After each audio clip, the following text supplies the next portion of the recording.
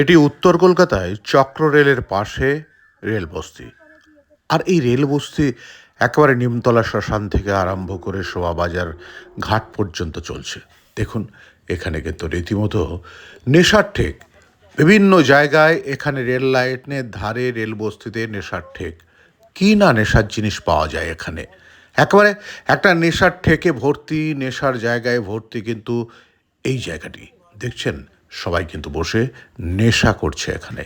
Rail police থেকে আরম্ভ করে সবাই জানে, গাঁজা মদ থেকে আরম্ভ করে চরস থেকে আরম্ভ করে সমস্ত কিছু বিক্রি হয়। আর তার মধ্যেই বেড়ে উঠছে ছোট ছোট ছেলেমেয়েরা, অশান্ত হয়ে উঠছে এলাকার মানুষ। सब नशा करके सब एक्सीडेंट होता है। यहाँ कोई किसी को बोलने वाला नहीं है। प्रतिवाद करने से ही यहाँ पर ही सब मारने उठ जाएगा जो नशा जो बेच रहा है। अब बोलने जाइएगा मारेगा, पीटेगा, 10 गो लड़का लिया के मारना शुरू कर देगा। कुछ उपाय नहीं है यहाँ। यहाँ सब नशा भरा हुआ है, यहाँ सब धंधा। यहाँ बोलने वाला कोई प्रतिवाद करने वाला नहीं है।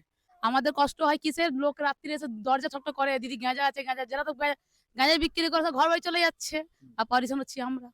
চক্র রেলের দুদিক ধরে একেবারে বস্তি, লম্বা বস্তি, প্রচুর মানুষ কিন্তু এখানে বাস করে।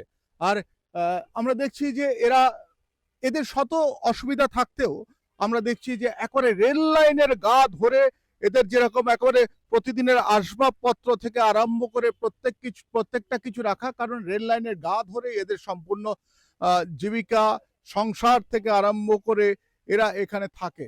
তবে একটা জিনিস আপনাদেরকে বলি যে এই রেল লাইনের বস্তি, এই বস্তি কে কেন্দ্র করেই ওরা কিন্তু বেঁচে রয়েছে। এখানে কেউ হয়তো নিমতলা যে শ্মশান রয়েছে সেখানে কেউ কাজ করে, কেউ বা এই আশেপাশে এলাকা জুড়ে এদের জীবিকা এরা তৈরি করেছে।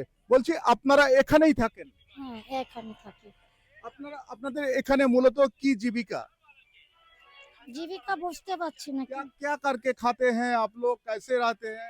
बाबू बारी काम करता है, माटी बेचता है रोड में, डब्बा डुब्बी बेच के खाता है। বাচ্চাগুলো থাকে, আমরা গাড়ি দেখি সরে যাই, রেল লাইনে বাচ্চাদেরকে থাকি না, মানুষদেরকে বাঁচাই এই জন্য। আহ, আপনারা রেল লাইনের গা ধরে এরকম থাকেন? হ্যাঁ, সব দিন এখানেই থাকি আমরা। অসুবিধা হয় না? না, কিছু হয় না। কতদিন ধরে আছেন এখানে? আমরা বচপন দিয়ে এখানে আছি। মানে ছোটবেলা থেকে? হ্যাঁ, ছোটবেলা দিয়ে। আমাদের মূল অসুবিধা কি? হ্যাঁ, मेन प्रॉब्लम क्या होता है इधर? यहाँ कुछ भी प्रॉब्लम नहीं होता है। खटते हैं, बाड़ी कोठी मारी में कमाते हैं, खाते हैं। अच्छा, इधर रहने से रेल कोई मना नहीं करता? नहीं, जीआरपी और लोग माना नहीं करता, बोल कर जाता है आप लोग साइड हो जाइए। जब झाला आता है तो हम लोग झोपड़ी खोल देते हैं, साइड हो जाते हैं। जब जब क्या? जब पुलिस लोग आता है तो हम लोग खोल देते हैं, बोलते हैं ये खोल दो, तो हम लोग हटा देते हैं। झोपड़ी हटा देते हैं? हाँ, এদের জীবনযাত্রা, রেল লাইনটা হচ্ছে ওদের উঠোন, বুঝতে পারলেন? সেই উঠোনটা এই মুহূর্তে ঝাঁটানো চলছে। অর্থাৎ রেল লাইনটাও কিন্তু পরিষ্কার করে রেখেছে, কারণ এই জায়গাটা ছাড়া ওনাদের আর কোনো যাওয়ার জায়গা নেই। একটু কথা বলবো। দিদি, এটা আপনার উঠোন? যে भी है এখানে থাকি, সাফ করে আছি। কতদিন থাকেন এখানে? 20-25 বছর হয়ে গেল। 25 বছর। কেউ কিছু বলে না? কেন বলবে? সরকারি জায়গা, সরকারি আদমি বলবে, অন্য কেন কেউ বলবে?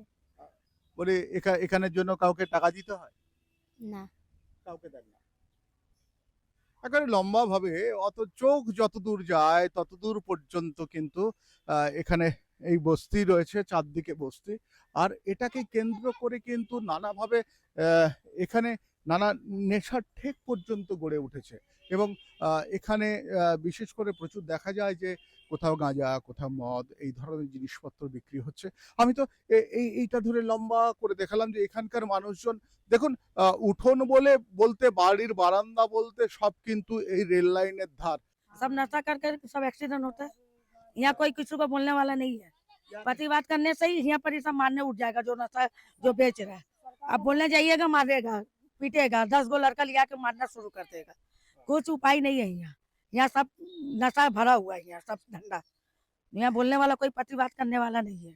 किसको बोलेंगे? एक कचरा हटेगा तभी ना आदमी यहाँ सुरक्षा रहेगा। यहाँ तो सब नशा करके ज्यादा एक्सीडेंट हो रहा है। इससे हम लोग बोलने जाएंगे तो 10 गो लड़का को पिला खिला के आएगा मारने के लिए। क्या नाम है उसका? मेरा मीना पासवान। মিনা পাসওয়ানের কথা শুনলাম। এক এক করে আমরা কিন্তু সামনের দিকে যত এগোচ্ছি তত দেখতে পাচ্ছি যে এই এই এলাকাটা জুড়ে কিন্তু নেশার আঁকড়া হয়ে রয়েছে। কোথাও গাঁজা বিক্রি হচ্ছে, কোথাও বা দেখছি কোথাও বা মদ বিক্রি হচ্ছে, আর নেশা করে প্রত্যেকে দীর্ঘদিন ধরে এখানে অ্যাক্সিডেন্ট হয় বলে শোনা যাচ্ছে। দিদি, এখানে কি কি প্রবলেম আছে? নেশা? এখানে সব বাইরের লোকেরা এসে গাঁজা বিক্রি করে, তবে আমাদের কষ্ট হয়। আমাদের কষ্ট হয় কিসের, লোক রাত্রিরে এসে দরজা ঠকঠক করে, দিদি গাঁজা আছে গাঁজা, যারা তো গাঁজা বিক্রি করে সব ঘর বাড়ি চলে যাচ্ছে, আর পরিশ্রম হচ্ছি আমরা। কেন হচ্ছি? আমরা গরিব পরিবার মানুষ, আমরা ঝুঁকি থাকি বলে আমাদেরকে রাত্রিরে এসে ঠকঠক করে, দিদি গাঁজা আছে গাঁজা আছে গাঁজা, ঘরে ঢুকে যায়। কারা আছে তারা? বাইরের লোকেরা আসে, যারা গাঁজা কিনতে আসে। অন্য লোক তো বিক্রি করে, বাইরের ঘরের লোকেরা বিক্রি করতে আসে, এখানে বিক্রি করে রাত্রিবেলা বন্ধ করে চলে যায়, মদ বিক্রি হয়। কি করবো আমরা গরিব মানুষ, রেল লাইনে গরমকালে আসলে আমরা সব বাইরে ঘুমাবো, বাইরে পরেশান করবে এসে এসে।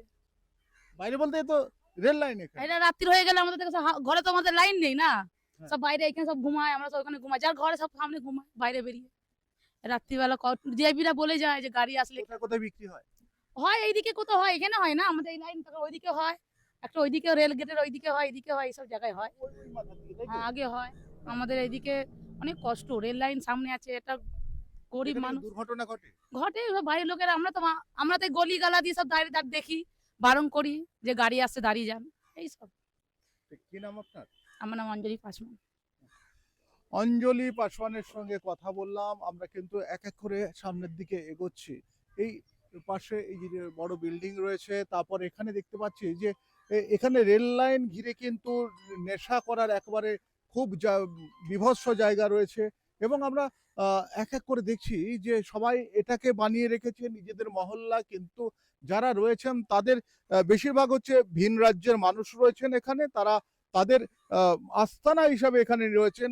একজন তো বলেই ফেললেন যে তাদের কামানো অর্থাৎ রোজগারের জন্য তারা কলকাতায় এসছে, তাদের ভিন রাজ্যে তাদের বাড়িঘর রয়েছে, তারা এখানে এসছেন, কিন্তু অনেকটা ঝুঁকিপূর্ণ অবস্থায় রয়েছে এটা।